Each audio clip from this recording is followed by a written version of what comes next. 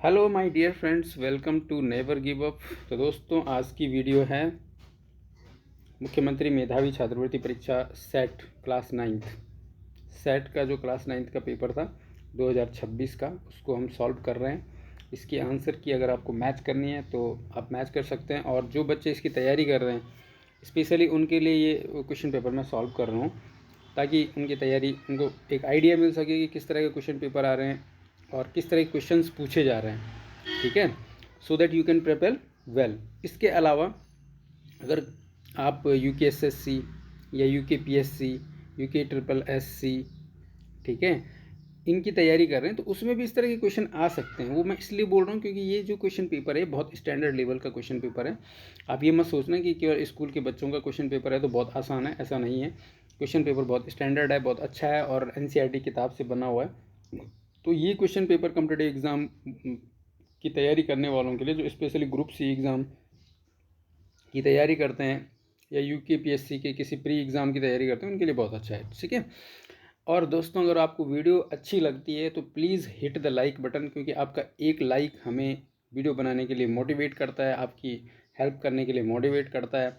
तो देखो, लाइक करने में आपको कुछ नहीं जाता है, तो आप लाइक ज़रूर कर दीजिए। इससे हमें एक मोटिवेशन मिलता है कि हमें और वीडियो बनानी चाहिए। ठीक है, so let us begin today's question paper. अगर आप चैनल पे नए हैं, आपको वीडियो अच्छी लगती है तो सब्सक्राइब भी कर लीजिए चैनल को। तो पहला क्वेश्चन है, प्राचीन भारतीय साहित्य में उल्लेखित आश्रम व्यवस्था का सही क्रम क्या है। देखो, आश्रम व्यवस्था होती थी हमारे यहाँ पहले, गुरुकुल व्यवस्था जिसको बोलते थे, या जो हमारी आश्रम व्यवस्था थी, तो उसमें सबसे पहले क्या होता था, ब्रह्मचर्य। फिर होता था, देखो ब्रह्मचर्य होता था ना, तो बच्चा गुरुकुल में रहता था, तो ये 0 से 25 वर्ष की अवस्था तक होता था ब्रह्मचर्य। ठीक है, तो इसमें बच्चा जो है गुरु के सानिध्य में रहता था, गुरुकुल में रहता था, उसको जो घर से ज़्यादा मतलब नहीं होता था। तो जो आज के हमारे वो स्कूल हैं जहाँ बच्चा रहता है, मतलब घर छोड़ के जाता है और फिर हॉस्टल में रहता है, इस तरह की पद्धति होती थी। दूसरा था गृहस्थ, तो ये 25 वर्ष से और 50 वर्ष की अवस्था तक होता था गृहस्थ। इसमें अपना शादी विवाह, बीवी बच्चे, उनका लालन पालन, पैसा धन अर्जन करना, ये सब शामिल था। उसके बाद था 50 वर्ष के बाद और 75 वर्ष तक क्या था, वानप्रस्थ। वानप्रस्थ का मतलब कि धीरे धीरे इंसान जो है अपने पारिवारिक जिम्मेदारियों को कम करने लग जाता था और भगवान की तरफ और स्पिरिचुअलिटी, आध्यात्मिकता की तरफ ज़्यादा ध्यान देने लग जाता है, लेकिन थोड़ा बहुत अपनी जिम्मेदारियों को निभाता रहता है। उसके बाद लास्ट ऑप्शन है संन्यास। तो इसका जो सही आंसर वो भी यही है। मैं संन्यास को आपको ये बता रहा हूँ कि 75 के बाद क्या होता था कि इंसान पूरी तरह से सांसारिक जो उसका अटैचमेंट होता था चीज़ों से, उनसे पूरी तरह से हट जाता था और पूरी तरह से अपने आप को किस में लगा लेता था, भगवान में। ठीक है, भगवान की भक्ति में लगा लेता था। तो इसका सही ऑप्शन क्या था, ये ऑप्शन ए। ठीक है, उसके बाद है, हड़प्पा सभ्यता में महान स्नानागार कहाँ पाया गया था। तो हड़प्पा सभ्यता में महान स्नानागार, एक बहुत बड़ा जो है बाथ टब टाइप का था, बहुत बड़ा, ग्रेट बाथ जिसको बोलते हैं, वो पाया गया था। वो कहाँ पाया गया था, मोहनजोदड़ो में। मोहनजोदड़ो इस समय कहाँ है, पाकिस्तान में। ठीक है, जो लोथल है, लोथल में क्या पाया गया था, नहीं, हड़प्पा में क्या पाया गया था, हड़प्पा में पाया गया था जिसको ग्रेनेज बोलते हैं, ग्रैनरी बोलते हैं जिसको। तो ये वहाँ पे पाया गया था अनाज के जो भंडार होते हैं, ठीक है, अनाज रखने के जो भंडार टाइप के जो होते हैं, वो वहाँ पे। और कालीबंगा में जो है, यहाँ पे क्या पाया गया था वो आप कमेंट में कर दीजिए। ठीक है, लोथल में भी कुछ पाया गया था, उसको भी आप कमेंट कर दीजिए। उसके बाद है क्वेश्चन नंबर 3, अश्वमेघ यज्ञ में घोड़े को स्वतंत्र रूप से क्यों छोड़ा जाता था। देखो, अश्वमेघ यज्ञ होते थे पहले ना, तो उसमें राजा क्या करता था, अपने घोड़े को स्वतंत्र रूप में छोड़ देता था, ये जानने के लिए कि मेरा उस घोड़े को छोड़ दिया जाता था, उसके साथ सैनिक भी जाते थे राजा के। तो घोड़े को 1 वर्ष के लिए छोड़ा जाता था और घोड़ा जहाँ जहाँ उसका मन करे वहाँ जाता था। अगर वो दूसरे राज्य में भी चले गया तो अगर उस राजा के अंदर शक्ति है तो वो उस घोड़े को भगाता था, युद्ध के लिए ललकारता था, युद्ध करता था। अगर वो जीत गया तो ठीक है, हार गया तो फिर हार ही जाता था। लेकिन अगर किसी राजा ने देख लिया कि चलो ठीक है, अगर ये घोड़ा आ गया, तो उसको उस राजा की अधीनता स्वीकार करनी पड़ती थी। ठीक है, तो अन्य राज्यों की शक्ति को परखने के लिए जो है ये घोड़े को छोड़ा जाता था कि अगर आप के अंदर पावर है तो हमारे घोड़े को रोकिए, हमारे सैनिकों को रोकिए, अन्यथा आपको हमारे अंडर में आना पड़ेगा, आपको हार माननी पड़ेगी। ठीक है। उसके बाद है कवि अमीर खुसरो, क्वेश्चन नंबर 4। अमीर खुसरो के अनुसार 14वीं शताब्दी में दिल्ली के आसपास के क्षेत्र में कौन सी भाषा बोली जाती थी?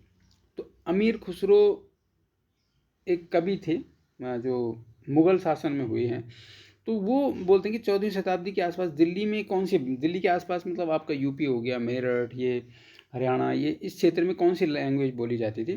तो हिंदवी मतलब हिंदवी वो भाषा है जो हिंदी की पुराना रूप है जो, तो हिंदी आप मान सकते हैं, हिंदवी मतलब हिंदी का पुराना रूप। ठीक है। अब है क्वेश्चन नंबर 5। क्वेश्चन नंबर 5 है दोस्तों, चोल काल के मंदिरों से जुड़े शिल्पों में सबसे विशिष्ट कार्य कौन सा था? चोल काल के जो मंदिर थे उनसे जुड़े शिल्पों में सबसे विशिष्ट कार्य कौन सा था? तो उसमें सबसे विशिष्ट कार्य था कांस्य प्रतिमाएं बनाना। ठीक है, इसका ऑप्शन सी सही है, कांस्य प्रतिमाएं बनाना। अच्छा, क्वेश्चन नंबर 6 है। तो आप देख रहे होंगे क्वेश्चन बहुत स्टैंडर्ड लेवल के हैं और यूकेएसएससी यूकेपीएससी इस तरह के क्वेश्चन पूछता है। ठीक है।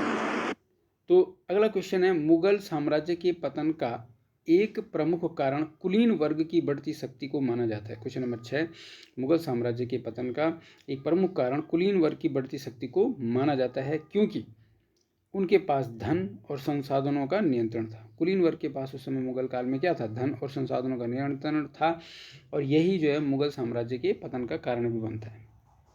उसके बाद है रॉबर्ट क्लाइव, क्वेश्चन नंबर 7 है।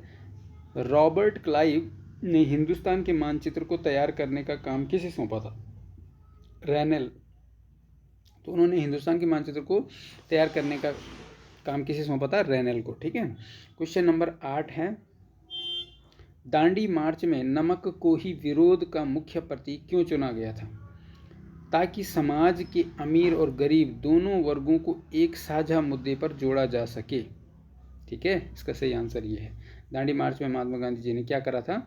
नमक को ही विरोध का मुख्य प्रतीक क्यों चुना? क्योंकि देखो, नमक तो अमीर गरीब सबको खाना होता है। ठीक है, तो इसलिए उन्होंने नमक को ही चुना। उसके बाद देखो क्वेश्चन नंबर 9 है आयुर्वेद क्या है? तो हमें सबको पता है कि आयुर्वेद क्या है। हमारी एक प्राचीन चिकित्सा पद्धति है। चरक संहिता सुना होगा आपने नाम। ठीक है। क्वेश्चन नंबर 10 है, यदि 7वीं शताब्दी के दौरान एक व्यक्ति शिव की भक्ति में लीन होकर सुंदर कविताएं रच रहा है तो वह किस समूह से संबंधित होगा? तो यह है जैन मुनि। इसका सही इसका कौन सा है? मैं गलत बता, नयनार। तो शिव भक्तों को क्या बोलते थे उस समय? नयनार। ठीक है, जो सुंदर रचनाएं जो है शिव की भक्ति में रच रहा है 7वीं शताब्दी के आसपास। क्वेश्चन नंबर 11 है, एनसीईआरटी की बुक से क्वेश्चन है, दीकू शब्द का प्रयोग किसके लिए किया जाता था? तो देखो, आदिवासी लोग जो थे पहले, वो दीकू शब्द का प्रयोग बाहरी लोगों के लिए करते थे जो उनका शोषण करने आते थे, स्पेशली अंग्रेजों के लिए या इस तरह जो संभ्रांत लोग थे उनके लिए। ठीक है। क्वेश्चन नंबर 12 है, ब्रिटिश शासन के विरुद्ध किए गए वन सत्याग्रह के पीछे मुख्य कारण क्या था? इसका था सबसे पहला कारण, मुख्य कारण था वन संसाधनों पर अधिकारों की मांग। ठीक है, तो वन संसाधनों पर अधिकारों की मांग इसका था कारण। उसके बाद है क्वेश्चन नंबर 13। क्वेश्चन नंबर 13 में क्या है? 1857 के विद्रोह के पश्चात अंग्रेजों के द्वारा किए गए महत्वपूर्ण बदलावों में क्या शामिल नहीं था? देखो, नहीं था, जरूर याद रखना आप। देखो, 1857 का विद्रोह हुआ था, जिसको भारत की स्वतंत्रता या आज़ादी का पहला आंदोलन भी बोलते हैं। तो इसके शुरुआत कहाँ से हुई थी? मेरठ से हुई थी। मंगल पांडे का नाम आपने सुना होगा। तो देखो, ये भी क्वेश्चन एनसीईआरटी की बुक से। इसमें क्या था कि ईस्ट इंडिया कंपनी ने जब देखा कि 1857 में जो भारतीय लोग हैं, बहुत जगह पे विद्रोह हुआ इसका। ठीक है, लखनऊ में हुआ और आपका झांसी में हुआ, रानी लक्ष्मीबाई का नाम आपने सुना होगा। तो भारत वाले मतलब जो राजा थे छोटे छोटे, वो अंग्रेजों के खिलाफ लड़ने लग गए थे। तो अंग्रेजों ने क्या सोचा कि भाई अब तो इनका कुछ ना कुछ तो करना पड़ेगा, इससे तो काम नहीं चलेगा। तो इन्होंने क्या करा कि ईस्ट इंडिया कंपनी जो थी भारत में, उसको क्या कर दिया, भारत का संपूर्ण अधिकार दे दिया उसको। कि उन्होंने कहा आप तुम्हारी मर्जी है, तुम भारत वालों को मारो कूटो, अपनी पुलिस रखो, फोर्स रखो, जो भी करो, लेकिन इनको किसी भी तरीके से कंट्रोल में करो। तो उसके बाद अंग्रेजी सरकार जो इंग्लैंड से चलती थी, उन्होंने क्या करा, ईस्ट इंडिया कंपनी को भारत का संपूर्ण अधिकार दे दिया। उसके बाद क्वेश्चन नंबर 14 है, क्वेश्चन नंबर 14 है, समाज को सरकार की आवश्यकता क्यों होती है? क्यों होती है समाज को सरकार की? हमारे यहाँ हम सरकार चुनते हैं, क्यों है उसकी आवश्यकता? ताकि हमारे यहाँ पे व्यवस्थाएं सही रही, लाइट, पानी, सुरक्षा, पुलिस सही से काम करे, किसी के साथ अपराध हो तो उसको सज़ा मिले। हालांकि होता है नहीं, ठीक है, हमारा कानून इतना लचीला है कि कुछ होता ही नहीं है। तो व्यवस्था, सुरक्षा और सार्वजनिक सेवाओं के लिए, जैसे बिजली, पानी, रोड, ट्रांसपोर्ट, आपकी स्वास्थ्य सुविधाएं, स्कूल्स अच्छे हों, ठीक है, इन सब चीज़ों के लिए हम सरकार की आवश्यकता होती है सुरक्षा के लिए। क्वेश्चन नंबर 15 है, यदि भेदभाव को समाप्त न किया जाए तो समाज पर क्या प्रभाव पड़ेगा? तो देखो, अगर भेदभाव को हम समाप्त नहीं करेंगे तो सामाजिक असमानता बनी रहेगी, ठीक है, तो फिर क्या होगी, सामाजिक असमानता जो है वो बनी रहेगी। तो इसका सही आंसर ये हो जाएगा। उसके बाद देखो, यदि राज्य सरकारें जन कल्याणकारी नीतियों को लागू न करें, हमारी राज्य सरकारों का काम क्या है, राज्य सरकार हो चाहे केंद्र की सरकार हो, उनको जन कल्याणकारी नीतियां बनानी चाहिए। तो नीतियों को लागू न करें तो नागरिकों के अधिकारों पर क्या प्रभाव पड़ेगा? तो नागरिकों के अधिकारों का क्या हो जाएगा, ह्रास हो जाएगा, मतलब डिमिनिश हो जाएंगे, मतलब खराब हो जाएंगे, अधिकारों में हनन हो जाएगा, ठीक है, इसका पहला ऑप्शन सही है। अब है क्वेश्चन नंबर 17।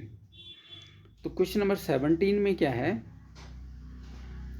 यदि बाजार में प्रतिस्पर्धा न हो तो उपभोक्ताओं पर क्या प्रभाव पड़ेगा?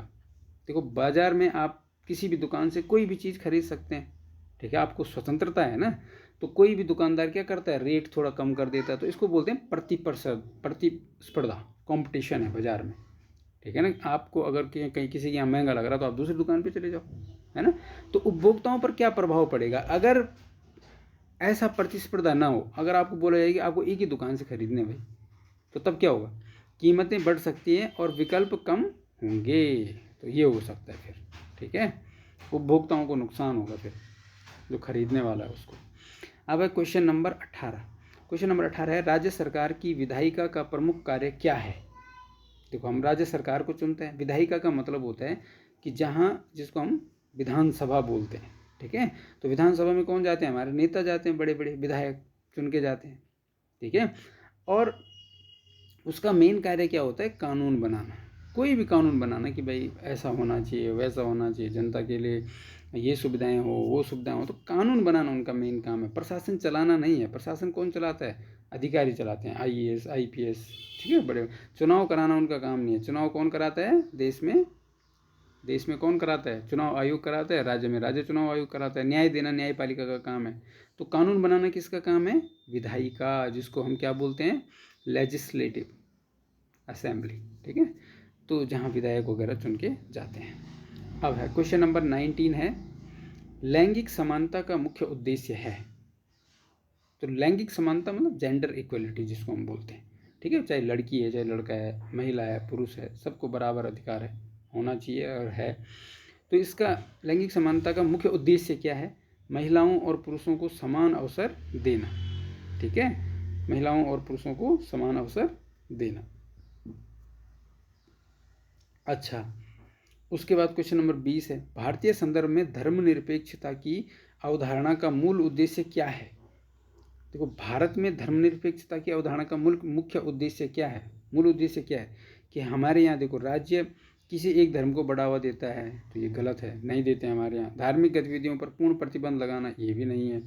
राज्य सभी धर्मों के प्रति समान सम्मान बनाए रखना, ठीक है, तो हमारे यहाँ क्या है, सभी धर्मों का क्या हम करते हैं, सम्मान करते हैं, तो सही आंसर C है। राज्य का धर्म में सक्रिय हस्तक्षेप, धर्म में सक्रिय हस्तक्षेप यहाँ पे राज्य का नहीं है, लेकिन सभी धर्मों का समान सम्मान यहाँ पे होता है, ठीक है। अब क्वेश्चन नंबर 21 है, न्यायिक समीक्षा का लोकतंत्र में क्या महत्व है? देखो, न्यायिक समीक्षा का लोकतंत्र में क्या महत्व है, जुडिशियल रिव्यू बोलते हैं ना कि भाई इसमें बड़ी जांच कराओ, ये है हाई कोर्ट के जज से जांच कराओ। इसका मतलब यह है कि यह संविधान की सर्वोच्चता और मौलिक अधिकारों की रक्षा सुनिश्चित करता है। तो इसका सही ऑप्शन क्या हो जाएगा कि न्यायिक समीक्षा का मतलब है कि यह संविधान की सर्वोच्चता और मौलिक अधिकारों की रक्षा सुनिश्चित करता है। अगर सरकार से कहीं पे गलती हो रही है, कोई अधिकारी सही से काम नहीं कर रहा है, तो वहाँ पे मांग की जाती है कि न्यायिक समीक्षा की जाए उस चीज़ की। ठीक है, न्यायालय जो है उसमें जो है इंटरफेयर करे। तो यह संविधान की सर्वोच्चता और मौलिक अधिकारों की रक्षा सुनिश्चित करता है। अब है क्वेश्चन नंबर 22। क्वेश्चन नंबर 22 है, यदि श्रम कानूनों का प्रभावी क्रियान्वयन न हो, श्रम कानून मतलब जो श्रमिक लोग कार्य करते हैं उनके लिए भी कुछ कानून बनाए गए हैं, तो इसका प्रमुख परिणाम क्या होगा? उनके अधिकारों की बात की गई है ना श्रम कानून में भी, कोई श्रमिक है 8 घंटे से ज़्यादा काम नहीं कराना है, 14 वर्ष से कम के बच्चे में काम नहीं कराना है, ये सब श्रम कानून में आता है। ठीक है, और उसकी तनख्वाह टाइम पे देंगे आप, ऐसा नहीं कि 2-2 3-3 महीने बाद दे रहे हैं, तो ये सब श्रम कानून में है। तो अगर इसका जो है प्रभावी क्रियान्वयन नहीं होगा, इसको अच्छे ढंग से लागू नहीं किया जाएगा, तो क्या हो जाएगा? श्रमिकों का शोषण होगा फिर। ठीक है, क्वेश्चन नंबर 23। क्वेश्चन नंबर 23 है, संसदीय समितियों की स्थापना का प्रमुख उद्देश्य क्या है? संसद में समितियां बनती है अलग अलग, उनकी स्थापना का प्रमुख उद्देश्य क्या होता है कि विधेयकों और नीतियों का गहन एवं विशेषज्ञीय परीक्षण करना। कि कोई भी हमने विधेयक बनाया है, ठीक है, तो कोई बिल बनाया है, कोई नीति बनाई है सरकार ने, तो उसको ढंग से गहनता से जो है विशेषज्ञ लोग देखें कि इसमें भाई कोई कमी तो नहीं रह गई है। ठीक है, तो इसलिए संसदीय समितियों की स्थापना का प्रमुख उद्देश्य क्या है? उनको गहनता से देखना कि उसमें कोई कमी तो नहीं रह गई है। अब है क्वेश्चन नंबर 24। क्वेश्चन नंबर 24 है, भारत में विविधता का सम्मान लोकतंत्र के लिए क्यों आवश्यक है?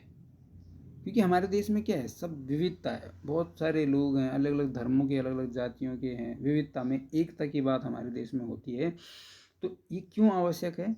ये इसलिए आवश्यक है, यह समानता और सह अस्तित्व को बढ़ावा देता है कि हम एक साथ रहते हैं, सब एक जैसे हैं, सब समान हैं, इस तरह की बात होती है। ठीक है, उसके बाद क्या है,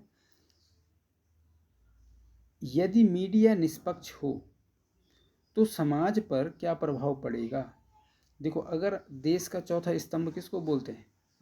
मीडिया को बोलते हैं। ठीक है, लोकतंत्र का, देश का मतलब लोकतंत्र का चौथा स्तंभ बोला जाता है मीडिया को। एक हो गए सरकार, एक प्रशासन, एक हो गई न्यायपालिका। ठीक है, कार्यपालिका, व्यवस्थापिका, न्यायपालिका, और चौथा स्तंभ किसको बोलते हैं? मीडिया को बोलते हैं। तो अगर वो निष्पक्ष न हो, मीडिया को हमेशा निष्पक्ष होना चाहिए, जो समाचार चैनल है उनको निष्पक्ष होना चाहिए। तो अगर वो निष्पक्ष नहीं होंगे तो क्या हो जाएगा? गलत सूचना और पक्षपात बढ़ जाएगा। ठीक है, लोगों को सही जानकारी नहीं मिलेगी और पक्षपात बढ़ेगा। क्वेश्चन नंबर 26, यदि नागरिक अपने अधिकारों के प्रति जागरूक न हो तो क्या परिणाम होगा? अगर लोगों को अपने अधिकारों के बारे में पता ही नहीं होगा तो क्या होगा? अधिकारों का हनन बढ़ेगा। हनन मतलब लोग उसका गलत फायदा उठाएंगे। ठीक है, जिसको पता नहीं है उसको दबाने की कोशिश करेंगे, इसको कुछ जानकारी नहीं है। ठीक है, उसके बाद है क्वेश्चन नंबर 27 है, संविधान में समय समय पर संशोधन करना क्यों आवश्यक माना जाता है?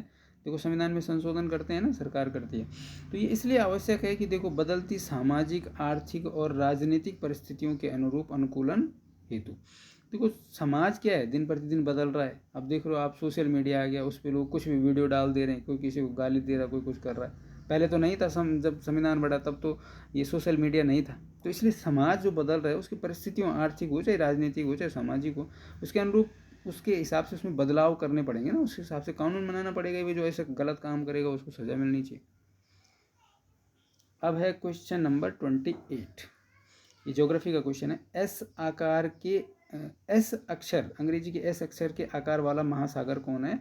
तो आप सबको पता है अटलांटिक महासागर है, जो क्या है, यहाँ पे उत्तर अमेरिका हो गया, यहाँ पे इस तरीके से, ये फिर दक्षिण अमेरिका हो गया ऐसे, इधर यूरोप हो गया, ठीक है, यहाँ पे अफ्रीका हो गया। तो ये वाला जो समुद्र है यहाँ पे, ये एस आकार का है, और ये है अटलांटिक महासागर, अंध महासागर भी इसको बोलते हैं। ठीक है, अच्छा, उसके बाद ग्लोब पर वह वृत्त जो दिन तथा रात को विभाजित करता है कहलाता है प्रदीप्त व्रत। प्रदीप्त व्रत मतलब जहाँ पे क्या होता है, जैसे इधर उजाला होना शुरू हो गया, इधर अभी रात है, अंधेरा है, तो वो एक काल्पनिक लाइन। ठीक है, उसके बाद है पनामा स्थल संधि द्वारा जुड़ा है। पनामा स्थल संधि, पनामा नहर का भी आपने नाम सुना होगा। तो पनामा नहर ये क्या है, ये उत्तरी अमेरिका है। यहाँ पे इस तरीके से ये उत्तरी अमेरिका हो गया, ठीक है। यहाँ पे है भाई दक्षिणी अमेरिका, इस तरीके से इसका मैप यहाँ पे है। यहाँ पे ये क्या है, पनामा जल स्थल संधि है, जिससे ये दोनों जुड़े हुए हैं। यहाँ पे एक पनामा नहर भी बनाई गई है, जो मतलब हमारे 1900, पनामा नहर कब बनी थी, 1914 में, 14 जनवरी 1914 को बन के ये तैयार, 14 अगस्त 1914 को बन के तैयार हो गई थी। और 15 अगस्त 1914 से ये चालू हो गया था, इससे आया व्यापार होना। यहाँ पे ये नहर बन रखी है ऐसे में, ठीक है। तो पनामा जो ये स्थल संधि है, स्थल संधि का मतलब जो दो भूभागों को जोड़ती है, जो दोनों तरफ से जल से घिरी हुई है, ठीक है। तो आपको पता है इसमें इधर की तरफ कौन सा समुद्र है, ये हमने अभी बात करी, ऐसा आकार वाला अटलांटिक महासागर, और इधर की तरफ कौन सा है, प्रशांत महासागर, ठीक है। तो ये किसके बीच में, उत्तरी अमेरिका और दक्षिणी अमेरिका के बीच में। ऑस्ट्रेलिया और न्यूजीलैंड के बीच में कोई भी स्थल संधि नहीं है, ये काफ़ी दूरी पे हैं। और इन दोनों महाद्वीपों के बीच में वो है, इन दोनों महाद्वीपों के बीच में एक सागर है, जिसका नाम मुझे ध्यान नहीं आ रहा, बट उसका नाम है तस्मान सागर करके। हाँ, ऑस्ट्रेलिया और न्यूजीलैंड के बीच में तस्मान सागर है। यूरोप और एशिया के बीच में कोई ऐसे अलग स्थल संधि नहीं है, एक ही भूभाग है, इसको यूरेशिया भी बोलते हैं। यूराल पर्वत, अगर क्वेश्चन आता है यूरोप और एशिया के बीच में, यूराल पर्वत है, काकेशस पर्वत है, यूराल नदी है, ठीक है। और यूरोप और अफ्रीका की अगर हम बात करें, तो यूरोप और अफ्रीका के बीच में क्या है, भूमध्य सागर है। भूमध्य सागर आपने सुना होगा। और जिब्राल्टर जलडमरू मध्य भी है, ठीक है। अब है क्वेश्चन नंबर 31। तो क्वेश्चन नंबर 31 है, कौन असंगत है। देखो, जीरो विषुवत रेखा को 0 डिग्री अक्षांश भी बोलते हैं, तो ये सही है। कर्क रेखा को बोलते हैं 23.5 डिग्री उत्तरी अक्षांश है कर्क रेखा, तो ये वाला ऑप्शन गलत है, मतलब यही सही है। यहाँ पे तो आपका असंगत हो गया ना। दक्षिणी ध्रुव 90 डिग्री दक्षिण अक्षांश हो गया, उत्तरी ध्रुव 90 डिग्री उत्तरी अक्षांश हो गया, तो ये सही है। अब है क्वेश्चन नंबर 32। क्वेश्चन नंबर 32 में देखो क्या है, इसका ऑप्शन हम तब देख लेंगे, पहले इसको मैच कर लेते हैं। इसका मैच क्या हो जाएगा, खनिज क्या है, निश्चित रासायनिक मिश्रण है। सैल क्या है, सड़क, घर एवं इमारत निर्माण में उपयोग होती है, ठीक है। चिकनी मिट्टी क्या है, स्लेट में बदलता है ये। और पर्यावरण किससे मिलकर बनता है, लोग, स्थान, वस्तुएं, प्रकृति, तो इसका सही ऑप्शन हो जाएगा डी, ये आप मैच कर लेना। Question number 33। क्वेश्चन नंबर 33 में है, निम्नलिखित में से कौन सी गैस हमें सूर्य की हानिकारक किरणों से बचाती है। आप सभी को पता है सूर्य की हानिकारक किरणों से कौन बचाती है, ओजोन, जिसको ओजोन परत भी हम बोलते हैं। ओजोन परत में धीरे धीरे क्षरण हो रहा है, ठीक है। तो ओजोन परत में क्षरण का कारण कौन सी गैस होती है, ये भी क्वेश्चन आता है, आपने बताना है, ठीक है। और ये जो नाइट्रोजन गैस है, वायुमंडल में सबसे अधिक मात्रा में 71% वायुमंडल में कौन सी गैस है, नाइट्रोजन, ठीक है। और उसके बाद है क्वेश्चन नंबर 34, कौन सा सुमेलित नहीं है। तो अमेजन नदी दक्षिण अमेरिका में है, अभी मैंने आपको दिखाया था। कांगो नदी अफ्रीका में है। मिसिसिपी नदी उत्तरी अमेरिका में। जो नाइजर नदी है, ये जो नाइजर नदी है ये कहाँ है, वेस्ट अफ्रीका में। वेस्ट अफ्रीका मतलब पश्चिमी अफ्रीका में है ये, ठीक है। तो ये ऑप्शन ए सुमेलित नहीं था। Question number 35। क्वेश्चन नंबर 35 का है, समुद्री जल के ऊपर लगभग ऊर्ध्वाधर उठे हुए ऊंचे शैलीय तटों को कहते हैं, तो क्या बोलते हैं इनको, समुद्र भृगु बोलते हैं, सी क्लिफ बोलते हैं इनको। अच्छा, क्वेश्चन नंबर 36। क्वेश्चन नंबर 36 है, विशेष रूप से निर्मित तालाबों और पोखरों में मत्स्य पालन के क्रियाकलाप को क्या कहते हैं। तो देखो, तालाबों, पोखरों, इनमें मत्स्य पालन के जो क्रियाकलाप होता है उसको बोलते हैं पीसी कल्चर। तो पीसी कल्चर किससे संबंधित है, फिश से, ठीक है। अब है सेरीकल्चर, तो ये किससे है, ये है पहले बताते हैं हॉर्टिकल्चर। हॉर्टिकल्चर में से जैसे फ्लावर्स हो गए, ठीक है, फ्लावर्स, फ्रूट्स, वेजिटेबल्स, तो इनसे रिलेटेड क्या होता है, हॉर्टिकल्चर। विटिकल्चर हो गया ग्रेप्स, वाइन, यानी कि अंगूर के उत्पादन से रिलेटेड है विटिकल्चर, ठीक है। और सेरीकल्चर होता है सिल्क, सेरीकल्चर किससे रिलेटेड है? सिल्क। सिल्क मतलब रेशम के उत्पादन से संबंधित। ठीक है, तो ये आपको सब पता लग गया कौन सा कल्चर किससे संबंधित है। निम्नलिखित क्वेश्चन नंबर 37, निम्नलिखित में से कौन सा पक्षी एक महत्वपूर्ण पर्यावरण शोधक है? गिद्ध को बोलते हैं। गिद्ध क्या करता है, जो मरे हुए जानवर हैं उनको खा लेता है, उससे क्या होता है, जो हानिकारक बैक्टीरिया है इन्वायरमेंट को साफ सफाई में मदद मिलती है। ठीक है, तो इसको गिद्ध को बोलते हैं। क्वेश्चन नंबर 38 है, 38, इसमें है कि किसी क्षेत्र में क्या हो रहा है, जनसंख्या में वृद्धि हो रही है तेजी से जनसंख्या में वृद्धि हो रही है किसी क्षेत्र में। ठीक है, तो इसका कारण क्या हो सकता है? देखो, कम जन्म दर, कम अगर जन्म कम होगा तो जनसंख्या वृद्धि थोड़ी नहीं होनी चाहिए। अधिक प्रवास, तो यही उसका सही उत्तर है। जैसे देहरादून में क्या हो रही है, भीड़ बढ़ रही है। देहरादून में दिन प्रतिदिन एकदम से जो है जनसंख्या वृद्धि हो रही है। ठीक है, संसाधनों की वहाँ कमी नहीं होनी चाहिए, तो ऐसे तो ये तो है नहीं। अधिक मृत्यु दर होगी तो जनसंख्या घटेगी। अच्छा, अब क्वेश्चन नंबर 39, किसी स्थान की दिशा ज्ञात करने के लिए आप किसकी सहायता लेंगे? स्थान की दिशा ज्ञात करने के लिए आप किसकी सहायता लेंगे? दिक् सूचक यंत्र होता है। दिक् सूचक यंत्र को इंग्लिश में क्या बोलते हैं? कंपास। तो कंपास ईजी है समझने के लिए। ठीक है, कंपास को क्या बोलते हैं? दिक् सूचक यंत्र। क्वेश्चन नंबर 40 है, एक किसान द्वारा कृषि और पशुपालन का कार्य साथ साथ किया जा रहा है। इस प्रकार की कृषि को क्या बोलते हैं? मिश्रित कृषि। जिसमें क्या है, पशु और कृषि को आप एक साथ कर रहे हैं, मतलब खेत ही उगा रहे हैं, वहाँ पे पशु से काम कर रहे हैं, पशु का काम ले रहे हैं खेत में, और वहाँ से उगा करके जो भी चीज़ें हैं वो कुछ पशु को भी खिला रहे हैं, जैसे घास घूस जो भी बनता है। ठीक है, तो ये हो गया मिश्रित कृषि। अच्छा, उसके बाद पूर्ण संख्याओं का योगात्मक तत्समक है। तो पूर्ण संख्याओं का योगात्मक तत्समक क्या होता है? जीरो। यानी कि उसमें चाहे जीरो जोड़ो चाहे घटाओ, कोई फर्क नहीं पड़ता है इससे। ठीक है, तो जीरो होता है। अच्छा, क्वेश्चन नंबर 42 है, 3 अंकों की बड़ी से बड़ी संख्या जो 8, 10, 12 से पूर्णतः विभाज्य है। तो पहले तो आपने 3 अंकों की बड़ी से बड़ी संख्या अगर आप देखेंगे तो क्या होती है? 999। 3 अंकों की बड़ी से बड़ी संख्या ये है। अब आपने ये देखना है कि जो 8, 10 और 12 से पूर्णतः विभाज्य है, तो आपने क्या करना है? 8, 10, 12 का पहले क्या निकाल देना है? एलसीएम निकालना है। किसका? 8, 10 और 12 का क्या निकालना है? एलसीएम। तो पहले 2 का भाग देंगे, तो 2 चौको 8, 2 पंचे 10, 2 छक्का 12, फिर से 2 का, 2 दूना 4, 5 में जा नहीं रहा, 5 का 5, 2 3 6। अब यहाँ पे देखो, अब इधर जगह नहीं है, इसलिए मैं इनको सीधे ऐसे कर रहा हूँ, ऐसे ऐसे ऐसे और ऐसे। तो ये एलसीएम कितना हो रहा है? 3 पंजे 15, दूना 30, दूना 60, दूना 120। तो इसका एलसीएम कितना आ रहा है? 120। अब 120 से 999 में भाग दे दो।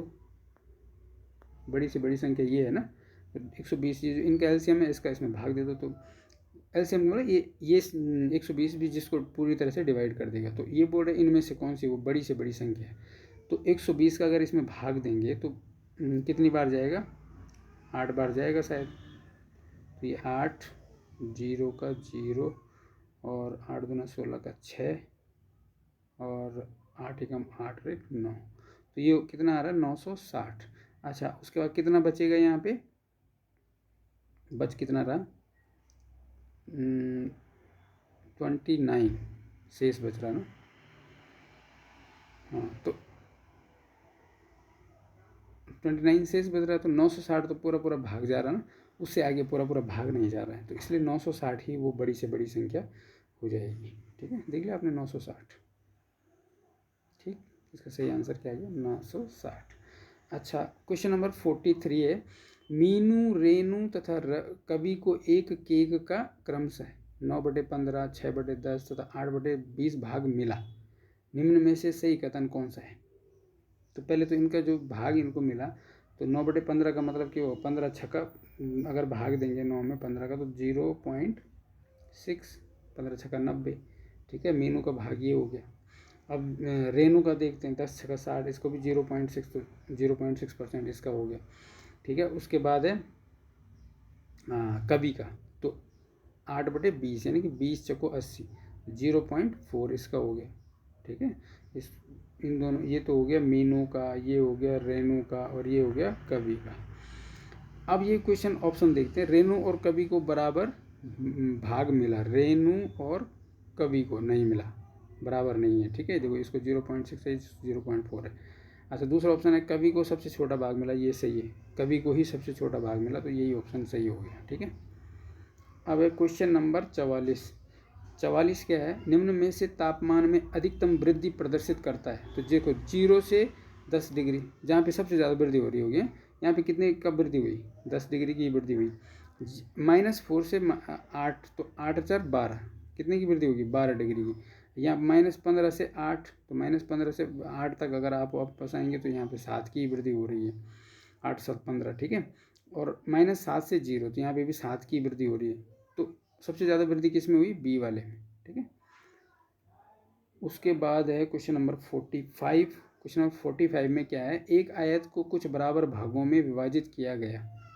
ठीक है, यदि इसके 15 भाग भिन्न 3/5 को निरूपित करते हैं, कुल भागों की संख्या जिनमें आयत को विभाजित किया गया क्या होगी। तो माना कुल भागों की संख्या क्या है, x। ठीक है, तो x का 3/5 कितना है, 15 भाग हो रहे हैं ना। ठीक है, 3/5 भाग 15 भाग जो है 3/5 को निरूपित करते हैं, तो टोटल भाग x का 3/5। ठीक है, तो x बराबर क्या हो जाएगा, फिर ये 15 है और 15 में क्या हो जाएगा, 5 का गुणा हो जाएगा, डिवाइड 3, तो 3 पंजे 15 और 5 पंजे 25, तो इसका सही आंसर क्या हो जाएगा, 25। ठीक, क्वेश्चन नंबर 46। किसी समप्राकृतिक संख्या के पूर्ववर्ती और उत्तरवर्ती का गुणनफल। देखो समप्राकृतिक संख्या, जैसे आप मतलब 4 को ही ले लो, सम संख्या है, इसकी पूर्ववर्ती संख्या क्या है, 3, उत्तरवर्ती संख्या क्या है, 5। तो ये दोनों क्या हैं, विषम संख्या हैं। अब विषम संख्याओं का गुणनफल हमेशा क्या होता है, 5 या 15, यानी कि हमेशा जो है विषम संख्या होती है। ठीक, क्वेश्चन नंबर 47। अच्छा, क्वेश्चन नंबर 47 में देखिए, ये भी मैथ्स का क्वेश्चन है। 15 रुपये प्रति वर्ग मीटर की दर से 1.6 मीटर व्यास वाले वृत्ताकार मेज की ऊपरी सतह पर पॉलिश कराने का व्यय होगा। पाई बराबर 3.14 दे रखा है। तो सबसे पहले तो आपने क्या करना है, हमें क्या दे रखा है, व्यास दे रखा है ना, वृत्ताकार मेज है और मेज का हमें दे रखा है व्यास। अब हमें क्या निकालना है, क्षेत्रफल निकालना है। ठीक है, तो सबसे पहले इसका क्षेत्रफल निकालना है। तो क्षेत्रफल निकालने के लिए पहले आपको त्रिज्या निकालनी पड़ेगी। और त्रिज्या बराबर क्या होता है, आर, त्रिज्या को आर बोलते हैं ना, तो आर बराबर क्या होता है, व्यास का आधा। ठीक है, तो 1.6 का आधा क्या हो जाएगा, अगर इसमें आप भाग दोगे तो 0.8। ठीक है, अब 0.8 क्या हो गया, व्यास, वो त्रिज्या हो गई। अब वृत्त का क्षेत्रफल क्या होता है, पाई आर स्क्वायर। ठीक है, पाई का मान दे रखा है 3.14 इंटू, अब इसमें 0.8 की पावर 2, इन दोनों का गुणा कर दो आप। ठीक है, तो ये हो जाएगा 3.14 इंटू 8 8 64, यानी कि 0.64। तो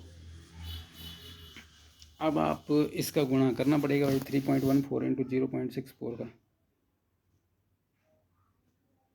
तो ये है 3.14 इंटू 0.64, इन दोनों का गुणा करो। ठीक है, 4 चौको 16, 4 एकम 4 और 1 5, 4 3 12। ठीक, उसके बाद 6 का करो आप, 4 6 24, 4 6 24, 4 एकम नहीं 6 एकम 6 और 2 8 और 6 3 18, हाँ 18। ठीक है, 0 है, फिर कुछ ऐसा है नहीं, तो ये हो गया आपका 6। ठीक है, फिर 5 4 9, फिर है 8 और 2 10 का 0, फिर 8 1 9 और 1 10 का 0, और फिर है 1, तो यानी कि 2। तो अब दशमलव कितने अंकों तक आएगा, 1 2 3 4, 1 2 3 4। ये तो उत्तर आंसर गलत कैसे आ गया। अच्छा, आंसर गलत नहीं है, ये तो हमने अभी क्षेत्रफल निकाला ना, तो अब क्षेत्रफल को लिख देते हैं। ठीक है, कितना है, ये 4 अंक तक दशमलव लगे तो 2.0096, ठीक है। ये हमारा क्षेत्रफल आ गया है वृत्त का। वृत्त का क्षेत्रफल कितना है? 2.0096। अब वो बोला कि 15 रुपये प्रति वर्ग मीटर की दर से, ठीक है। 15 रुपये 1 वर्ग मीटर का है, तो ये वर्ग मीटर इस क्षेत्रफल में आ गया। अब इसको गुणा कर दो, ठीक है, 15 से, ठीक। तो 15 का जब इसमें गुणा करेंगे तो 5 छक्के 30 का 0, 5 नमक 45 और 3 48, यहाँ पे हो जाएगा 4, 0 का 0 और 5 दूना 10, ठीक। उसके बाद यहाँ पे कट, और ये यही संख्या आप लोग 6 9 फिर 0 फिर 0 फिर 2। अब इसका टोटल कर लो भाई, तो 0 आ गया 9 8 से 14 का 4 और 9 और 4 13 और 1 14 का 4, ठीक है। यहाँ पे 1, ठीक, एक और फिर दशमलव और फिर 0 का 0 2 और 1 3, यानी कि 30.1440। तो 30.1440 आ रहा ना, 30.14। तो ये इसका आंसर क्या हो गया? ये वाला, ठीक है। अच्छा, उसके बाद है क्वेश्चन नंबर 48। क्वेश्चन नंबर 48 आप देखिए, संलग्न आकृति में अर्धवृत्त के अंतर्गत एक आयत ABCD निर्मित है। यदि AE बराबर 8 सेंटीमीटर तथा AD बराबर 5 सेंटीमीटर, तो आयत ABCD का परिमाप क्या होगा? तो सबसे पहले आपको पता होना चाहिए कि आयत का परिमाप क्या होता है, बराबर 2 × L + B। बी मतलब एल मतलब लेंथ और बी मतलब ब्रेड्थ, ठीक है, विड्थ, डब्ल्यू भी आप लिख सकते हैं। तो लंबाई प्लस चौड़ाई गुणा के 2, ये होता है आयत का परिमाप। ये निकालना है हमें। अब आयत जो यहाँ पे बना रखा है, यहाँ तो थोड़ा गड़बड़ होगा, यहाँ पे जो बना रखा है इसका निकालना है। अब देखो इसकी त्रिज्या कितनी है? 8 और 5 13 सेंटीमीटर। तो यानी कि ए और डी और बी कितना है? 13 सेंटीमीटर है, ठीक है। तो ये कर्ण होता है, इसमें पाइथागोरस प्रमेय लगाएंगे आप। तो कर्ण का स्क्वायर बराबर क्या होता है? अब इसका आधार क्या हो गया? ए और बी, ये वाला। तो ए बी को निकालना पड़ेगा। तो ए बी का स्क्वायर प्लस लंब का स्क्वायर, लंब कितना है इसका? 5, ठीक है, दे रखा ना AD, तो 5 का स्क्वायर। अब इसको हम निकालते हैं, ठीक है। तो 13 का स्क्वायर कितना होता है? 169, और 5 का स्क्वायर करके उसको इधर ला देते हैं, -25 बराबर AB का स्क्वायर, ठीक है। अब AB का स्क्वायर बराबर 169 में से 125 जाएगा तो कितना बचेगा? 144।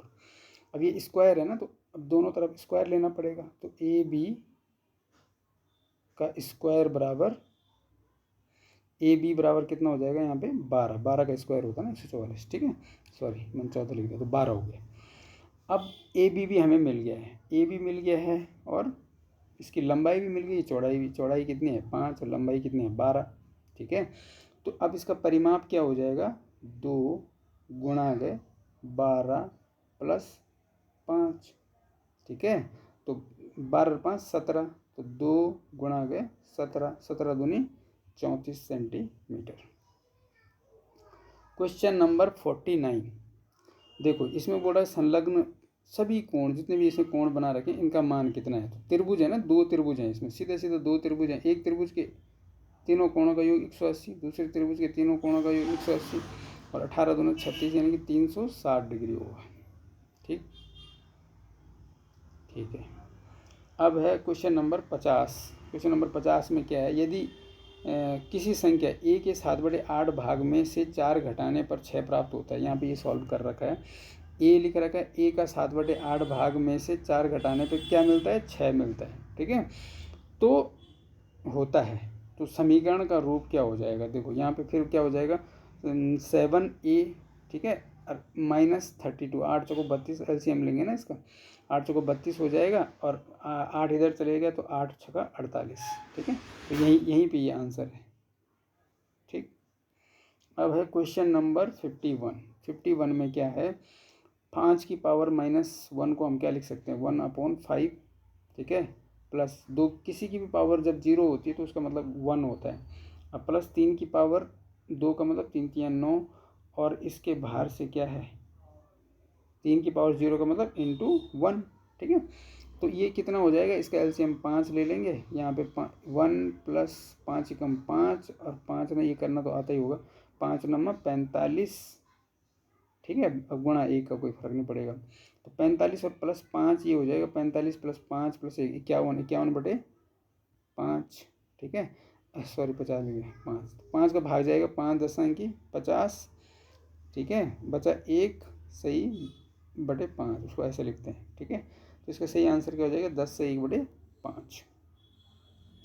अच्छा, क्वेश्चन नंबर 52 है, आंकड़ों की माध्यिका होगी, तो इसको माध्यिका निकालने के लिए क्या करते हैं, इस तरह के आंकड़ों को आरोही क्रम में लिखना चाहिए। सबसे छोटा कौन सा है इनमें, सबसे छोटा है 12, ठीक है, उसके बाद है 17, फिर आपने 17 लिखा, फिर कितना है 17 17 17 17 के बाद है 23, ठीक है, फिर है 23 के बाद बड़ा कौन है, 23 के बाद सीधे 47 है, 47, 47 के बाद तब सीधे 58 है, ठीक है, 58 के बाद तब सीधे 63 है, 63 के बाद तब सीधे कितना 77 है, ठीक है, 77 के बाद तब 81 है, और 81 के बाद कौन है 98। तो कितनी हो रही संख्याएं, पहले एक बार वैसे भी गुन लेना, 1 2 3 4 5 6 7 8 9, यानी कि 1 2 3 4 5 6 7 8 9, ठीक है। अब आपने देखा 9 है ना, तो जब n बराबर विषम संख्या है तो माध्यिका क्या होती है, n+1/2, ठीक है। वो वाला जो नंबर होगा माध्यिका अंक कौन सा हो जाएगा, n+1/2वां नंबर, ठीक है। तो n बराबर कितना है 9 है ना, n किसको मानते हैं, जो इनकी टोटल संख्या है, कितनी संख्या है 1 2 3 4 5 6 7 8 9, तो 9 है, तो 9 प्लस 1/2, यानी कि 10/2, 10/2 का मतलब 5, ठीक है। पाँचवा जो अंक है वही माध्यिका है। अब जब इनको आरोही में लगा लोगे तो पहला, दूसरा, तीसरा, चौथा, पाँचवा, 58, ठीक है। अब है क्वेश्चन नंबर 53, क्वेश्चन नंबर 53 का है, 3 मीटर लंबे धातु के एक पाइप का भार 7.6 किलोग्राम है, ठीक है। 3 मीटर लंबे धातु के पाइप का भार कितना है, 7.6 किलोग्राम है। इसी प्रकार 19.76 किलोग्राम भार के पाइप की लंबाई क्या होगी। तो सबसे पहले आपने 1 किलोग्राम भार की निकालनी है, तो 7.6 किलोग्राम की लंबाई कितनी है, 3 मीटर है, तो 1 किलोग्राम वाले की लंबाई कितनी हो जाएगी, 3/7.6 हो जाएगा। अब आपने कितने की निकालनी है, 19.76 की अगर निकालनी है तो बराबर क्या करना है, 3 जब 1 की है 7.6 गुणा आ गए, इसमें यही कर देना 19.76। तो इसको अब करते हैं सॉल्व। तो इसको सॉल्व करने के लिए क्या करना पड़ेगा, 19.76 का गुणा करना है इसमें है, तो सीधे सीधे पहले इसको 2 से काट सकते हैं क्या, थोड़ा मैं इसको जो है इरेज कर देता हूँ पहले, तो ये कितना आ गया था, हाँ 3/7.6 इंटू 19.76।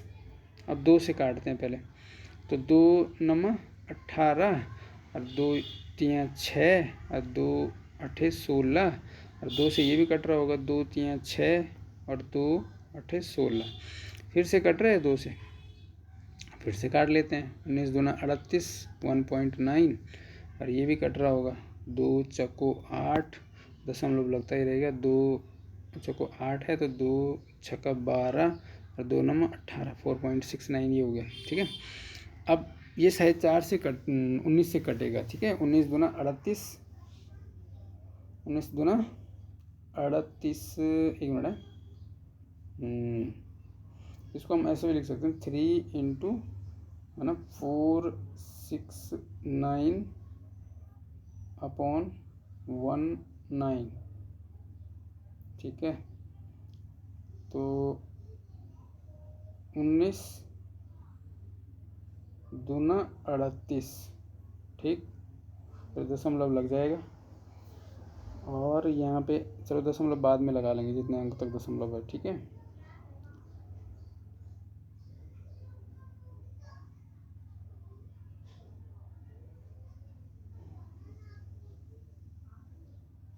उन्नीस गुना 38 और फिर कितना बता 8 और 9 19। तो इसका जो आंसर डायरेक्ट अगर आप डिवाइड करेंगे बहुत टाइम लग रहा है, इसलिए इसका सीधे आंसर ये हो गया। ठीक है बच्चों, आप मल्टीप्लाई करके इसको सॉल्व कर सकते हैं। It's taking too much time, video बहुत लंबा हो रहा है इसलिए इसको नहीं कर रहा हूँ। समांतर चतुर्भुज पी क्यू आर एस में कोण पी कोण क्यू एक के समद्विभाजक परस्पर ओ पर मिलते हैं तो कोण पी ओ क्यू की माप है।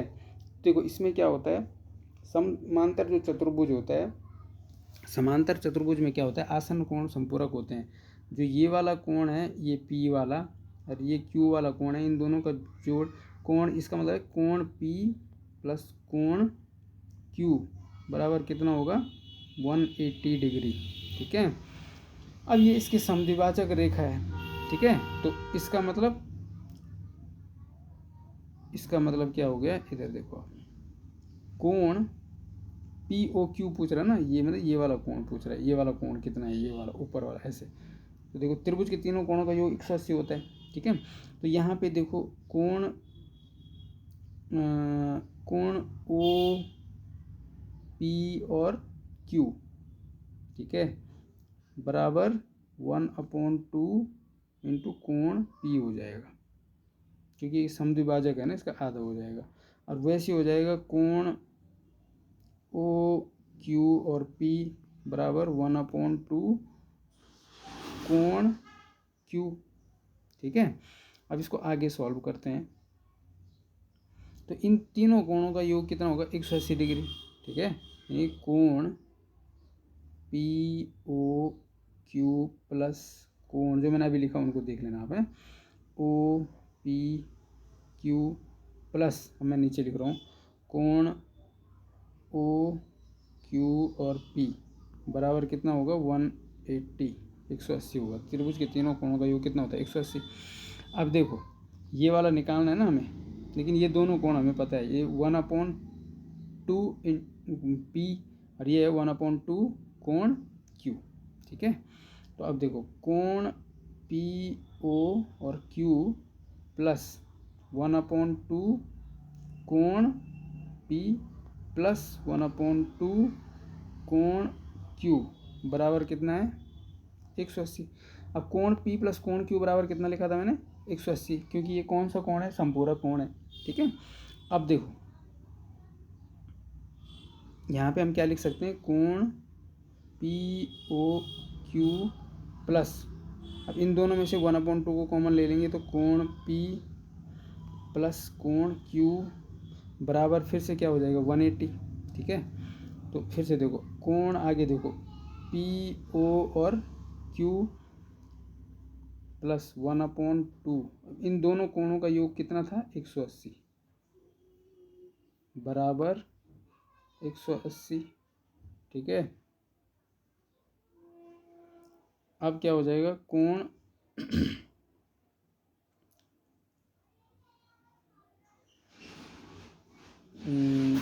180 यानी कि 180 ए से कट जाएगा तो यहाँ पे कितना बचेगा 90। तो कोण पी ओ क्यू बराबर 90 बचा, 180 माइनस 90 बराबर 90 डिग्री, इसका सही आंसर हो जाएगा, इसका 90 डिग्री हो गया। ठीक है, अच्छा परिमेय संख्या -7/11 और इसके व्युत्क्रम क्या होता है उल्टा 11/7 माइनस का, तो किसी भी परिमेय संख्या और उसके व्युत्क्रम का योग गुणनफल क्या होता है 1 होता है। Question number 55। अच्छा क्वेश्चन नंबर 56 ये बोल रहा है कि दी गई आकृति में ABCD और BCED एक ही आधार DC, ये है ना DC, एक ही आधार पे क्या है दो समांतर चतुर्भुज है। यदि BC समकोण समांतर है BC और BD क्या है आधार और लंब है, तो कोण बी ई सी का मान क्या है, बी ई सी, यानी कि ये वाला कोण हमें निकालना है, बी ई सी। देखो ये कोण अगर 30 है तो ये वाला कोण भी क्या होगा, 30 होगा, ठीक है। ये वाला कोण हमें दे रखा 90, ये वाला, ठीक है। अब ये वाले 180 डिग्री होता है ना सीधी रेखा, तो 180 बराबर ये वाला कोण निकालना है ना आपको, तो ये वाला कोण अभी निकल जाएगा, ठीक है। वही उतना ही ये वाला कोण भी होगा, 180 बराबर 90, ठीक है, प्लस 30 और प्लस हम उसको x मान लेते हैं, ठीक है। तो 90 और 30 कितना होता है, 112। तो 180 में से 120 घटाएंगे, 112 नहीं 120, हाँ 120 घटाएंगे तो कितना बचेगा, 60। तो ये वाला कोण कितना आया, 60 डिग्री। तो ये वाला कोण भी उसके समानांतर ही है, ठीक है। तो ये कितना होगा, 60 डिग्री। तो इसका सही आंसर हो जाएगा 60 डिग्री, ठीक है। अपोजिट कोण भी इसमें सेम होते हैं, जैसे ये 30 डिग्री है तो ये वाला भी 30 डिग्री होगा, ये 60 डिग्री निकल गया तो ये वाला भी 60 डिग्री होगा, ठीक है। Thank you for watching. ये वीडियो लंबी हो रही बच्चों, तो इसका सेकंड पार्ट मैं दूसरी वीडियो आपके लिए बनाऊंगा।